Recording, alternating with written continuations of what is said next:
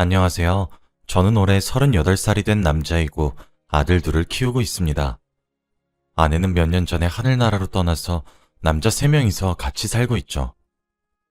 사실 저희 첫째 아들은 제가 마음으로 낳아서 길렀어요. 그치만 저는 아들 둘을 아주 정성스럽게 키우고 있어요. 저와 아내는 제가 30살 때 만났어요. 아내의 첫인상은 정말 청순했고 몸도 너무 가녀렸고 얼굴도 창백했죠. 그런데 만나고 보니 정말로 몸이 너무 약해서 자주 쓰러지기까지 했습니다. 저는 너무 걱정이 돼서 건강검진을 받아보게 했어요.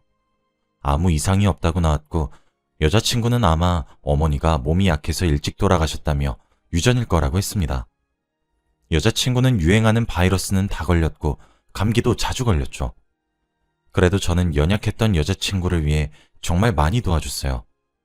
한약도 지어서 먹여도 보고 다양한 비타민 등등 몸에 좋다는 건 다 먹여봤죠.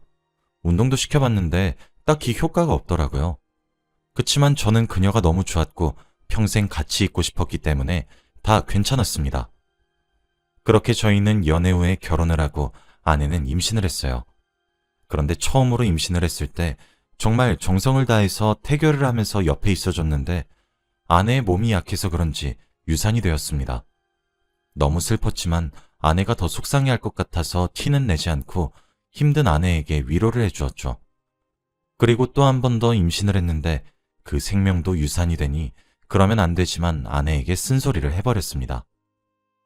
그렇게 저희 사이는 점점 멀어져 갔는데 아내가 저에게 다가와 여보, 우리 아이 입양할까? 라고 하더군요.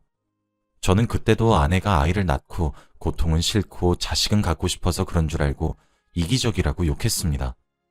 그치만 저도 아이를 키우고 싶긴 했기 때문에 저희는 2살짜리 민수를 입양했어요. 정말 작고 어린아이를 키우다 보니 저와 아내는 조금씩 예전의 관계를 되찾은 것 같았고 민수를 입양한 지 얼마 되지 않아 아내는 또 임신을 했습니다. 저희는 민수를 정말 친자식처럼 키우긴 했지만 그래도 아내가 임신을 하니 기쁘긴 하더라고요. 그치만 아내는 이미 2번의 유산을 했기 때문에 기대는 하지 않았지만 신기하게 이번은 임신에 성공했습니다. 그런데 아내가 만삭이 되어 갈 때쯤 의사 선생님께서 산모님 몸이 너무 약하셔서 아기를 낳게 되면 아마 산모의 생명이 위험하실 거예요. 지금 아기를 포기하시는 게 어떠신지. 의사 선생님 말에 의하면 아기를 낳게 되면 뱃속에 있는 아기와 아내 둘 중 한 명은 생명을 잃는다고 했습니다. 너무 슬펐지만 그래도 저희에게는 첫째가 있기도 하고 아내는 너무 소중했기 때문에 우리 둘째 포기하자. 민수 있잖아, 응? 나 너 없이 못 사는 거 알잖아. 라고 했죠. 그런데 아내는 아이를 꼭 낳고 싶다며 둘 다 죽지 않게 정신줄 꽉 붙잡을 테니 믿어달라고 했어요. 저는 아내의 고집을 꺾을 수 없어서 믿기로 했는데 아내는 둘째를 낳자마자 하늘나라로 갔습니다. 저는 그 소식을 듣고 펑펑 울면서 저와 2아이만을 남겨놓고 간 아내를 원망했죠. 병원에서 아내의 짐을 정리하다가 편지를 발견했는데 편지 속에는 여보 미안해. 내가 고집을 피워서. 그치만 난 꼭 죽기 전에 아이를 낳고 가고 싶었어. 여보한텐 미안하지만 난 내 소임을 끝낸 것 같아서 너무 행복해. 우리 아들들 잘 키워줄 수 있지? 내가 하늘나라에서 지켜볼 거야. 사랑해. 라고 적혀 있었어요. 아내는 몸이 약했음에도 불구하고 아기를 낳고 싶다는 생각은 예전부터 갖고 있었더라고요. 그렇게 예쁜 둘째 민영이를 낳고 하늘나라로 갔습니다. 나중에 생각해보니 그래도 아내가 후련히 이 세상을 떠난 것 같아서 다행이라고 생각했어요. 그렇게 아내가 저희 곁을 떠난 지 8년이 흘렀습니다. 첫째 민수와 둘째 민영이는 피가 섞인 형제는 아니지만 그래도 2 아들을 똑같이 대우하며 부모의 노릇을 열심히 했어요. 아이들은 자기들이 정말 친형제인 줄 알아요. 일부러 말하지 않았습니다. 그런데 혼자서 2 아이를 감당하기에는 너무 벅차긴 하더라고요. 하루 종일 일을 해도 생활비는 턱없이 부족했고 아이들을 돌볼 베이비시터를 고용할 돈조차 없었습니다. 다행히 저희 부모님께서 집 근처에 사시다 보니 저희 어머니가 제가 일을 할 동안 아이들을 돌봐주셨고 제가 퇴근을 하면 집으로 돌아가셨어요. 저는 아침 일찍 나가서 해가 다지면 집으로 돌아오다 보니 정말 피곤했고 얼른 씻고 자고 싶은 마음이 가장 컸죠. 그래도 아이들은 정말 착하고 사이가 좋아서 제가 피곤한 줄 알고 저를 배려해 둘이서 놀더군요. 아직 어린아이지만 일찍 철이 든 것 같았어요. 그날도 어김없이 지친 몸을 이끌고 집으로 돌아왔고 어머니는 본가로 돌아가셨습니다. 저는 옷장을 열어 외투를 걸어두려고 이불을 밟았는데 갑자기 이불 속이 푹 하며 음식물이 잔뜩 튀어나오더라고요. 저는 너무 피곤하고 힘든 상태에서 그것을 밟으니 미친 듯이 화가 치밀어 오르기 시작했어요. 그래서 두 아이들에게 이거 누가 그랬어? 음식 가지고 장난치지 말랬지? 라며 잔뜩 혼냈습니다.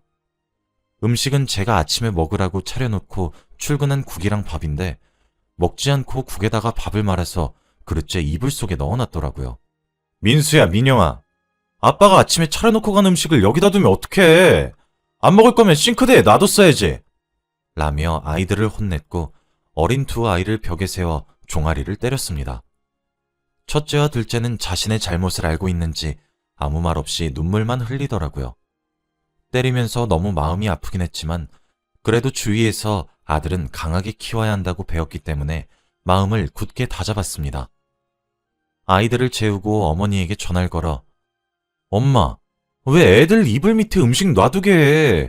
음식 가지고 장난치면 안 된다고 가르쳤어야지. 라고 화를 내니 엄마는 애들이 너 퇴근하고 오면 먹인다고 그렇게 놔둔 거야. 난방 틀면 돈 많이 든다면서. 식으면 안 된다고 이불 밑에 둔 거라고.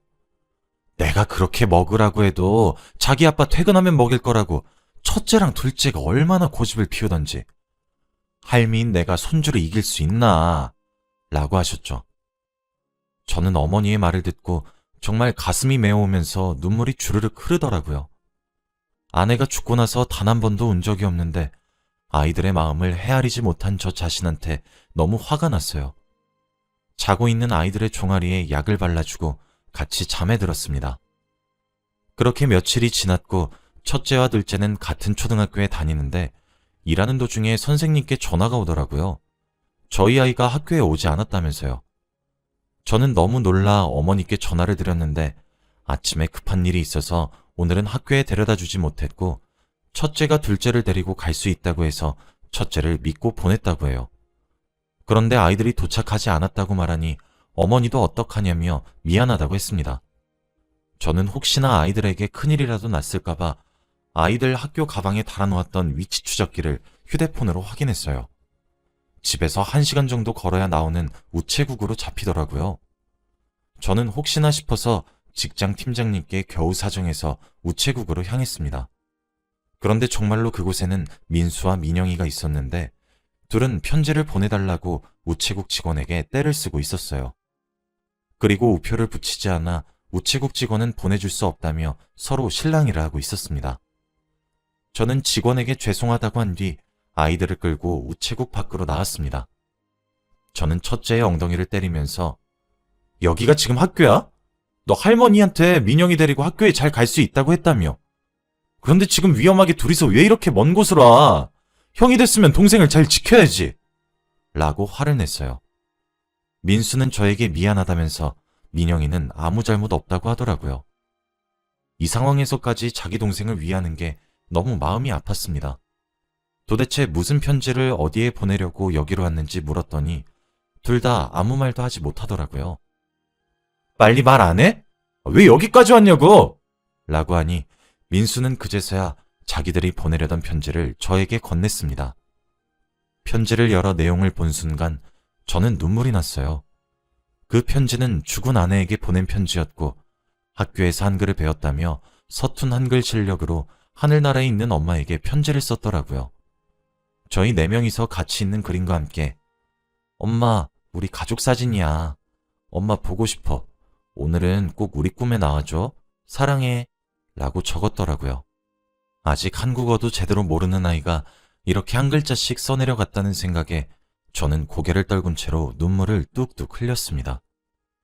생각해보니 아내는 둘째를 낳고 바로 하늘나라로 가서 가족 사진도 없더라고요. 아내의 빈자리를 제가 채울 순 없는 걸까요? 8년이라는 시간이 흘러도 아직 자기 엄마를 그리워하고 있다는 것이 마음이 아팠습니다. 그날 하루는 아이들과 함께 시간을 보내고 싶어서 학교에 보내지 않고 곧장 저희 부모님 집으로 갔어요. 오랜만에 고기도 구워 먹고 이야기도 나누다 보니 재밌더라고요. 그런데 저희 아버지가 술주정이 조금 있으세요. 술을 먹고 많이 취하셔서는 실수로 저희 첫째 민수를 붙잡고 애야, 넌 네 친엄마가 궁금하지 않니? 너희 아빠가 너를 다리 밑에서 주워온 거 알아? 네 아빠가 너 입양한다고 했을 때 우리가 얼마나 반대했는데. 민영이랑 너는 친형제가 아니야. 라고 해버린 게 아니겠어요? 저는 그래도 아직 어린 10살이니까 이해를 하지 못할 거라고 생각했는데 첫째는 또래에 비해 성숙한 편이라서 아버지의 말을 알아들은 것 같더라고요. 저는 급히 두 아들을 데리고 저희 집으로 돌아왔고 민수는 그때까지도 충격을 받았는지 아무 말도 하지 못하더라고요. 저는 어디서 어디까지 말을 해줘야 할지 고민을 하고 있던 찰나에 민수가 아빠, 나 주워온 자식이야? 라고 하는 겁니다. 아니야, 무슨 민수가 주워온 자식이야. 할아버지가 취하셔서 장난친 거야. 아니야, 난 민영이 형 아니야. 난 주워온 자식이야. 저는 너무 놀랐죠. 정말 어린아이여도 입양이라는 게 뭔지 다 알더라고요. 그래서 아빠가 맨날 민영이 말고 나만 혼낸 거지? 아까 우체국 갔을 때도.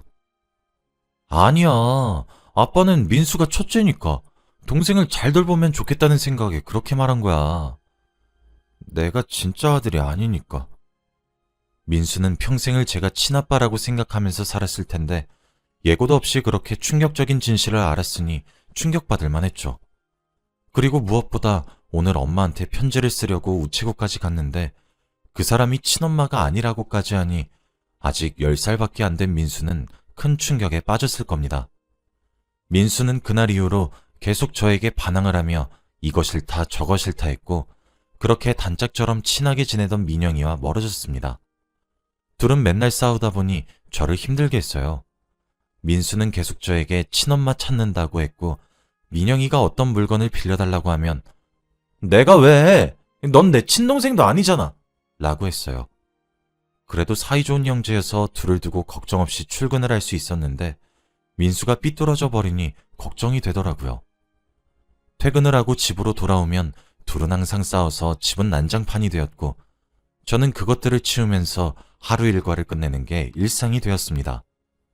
그래도 아내는 하늘에서 제가 아들을 잘 키우고 있을 거라고 생각할 텐데 아내만 생각하면서 꾹 참고 키웠습니다.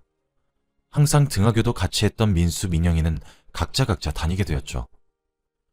그날도 어김없이 학교를 마치고 민영이는 혼자서 집을 걸어오다가 집 근처 횡단보도를 건너는 중에 신호위반을 하던 자동차에 치여서 교통사고를 당했습니다. 저는 일을 하던 도중 급히 병원에서 온 연락을 받고 응급실로 달려갔죠.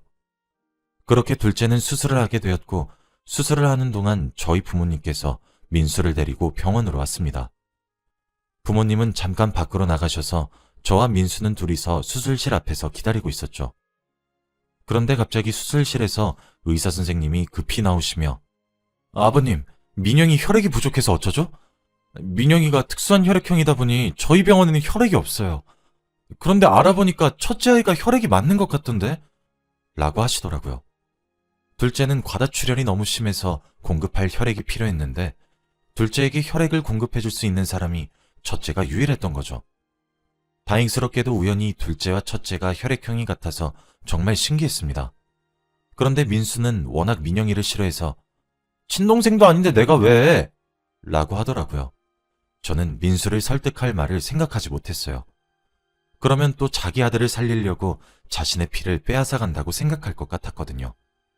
그런데 갑자기 의사 선생님이 민수 앞에 쭈그려 앉으시며 얘기하시더군요. 민수야, 지금 동생이 많이 아파. 어쩌면 하늘나라로 갈지도 몰라. 그러지 않게 하기 위해서는 너의 피를 동생에게 나누어 주어야 해. 좀 아프겠지만 그러면 동생이 살 수 있어. 어떻게 하겠니? 라고 말이죠. 민수는 의사 선생님의 말을 듣고는 고민을 하다가 고개를 끄덕이더라고요.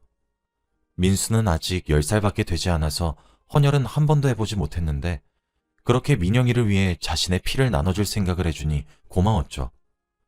그때까지 저는 민수가 단지 불쌍한 사람을 돕겠다는 봉사정신으로 피를 주겠다고 한 줄 알았습니다.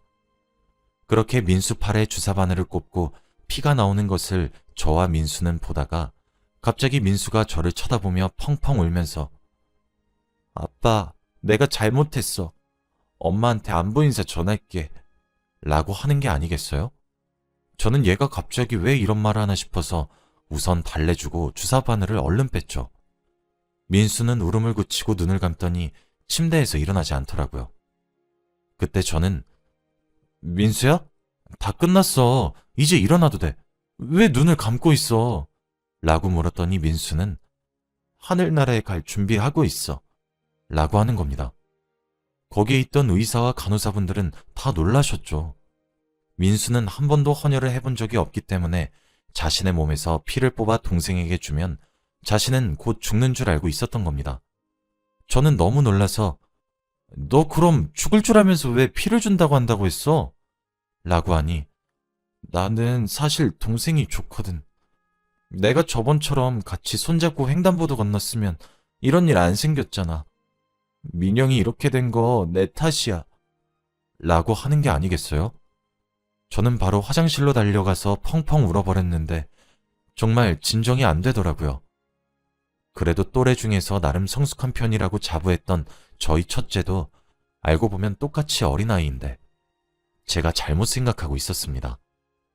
그리고 자기 동생이라고 그렇게 목숨까지 내놓을 수 있다니 그때 저는 민수한테 정말 많은 것을 배웠어요.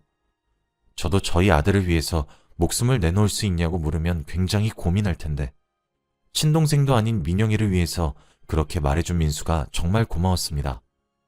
저는 민수에게 돌아가 꼭 안아주며 고마워 아들 이라고 했고 민수가 뽑아준 피 덕분에 민영이의 수술은 잘 끝낼 수 있었습니다. 그날 이후로 민영이와 민수는 예전처럼 다시 각별한 형제 사이로 돌아왔고 몇 년이 지난 지금은 아이들도 어느덧 커서 말썽도 부리지 않고 의젓합니다. 그리고 아내의 기일에 저희 세 명은 항상 묘지에 방문해서 아내에게 인사를 하고 집으로 돌아오기도 하며 늘 아내를 그리워하고 있습니다. 저는 저희 아들 민수와 민영이를 정말 사랑하고 이 두 아들이 없었다면 아마 저도 이 세상에 없었을 거예요. 하늘에서 지켜보고 있을 우리 아내의 목까지 열심히 주저하지 않고 최선을 다해 살아보려고 합니다. 저의 긴 이야기 끝까지 들어주셔서 감사합니다. 행복하시길 바랄게요.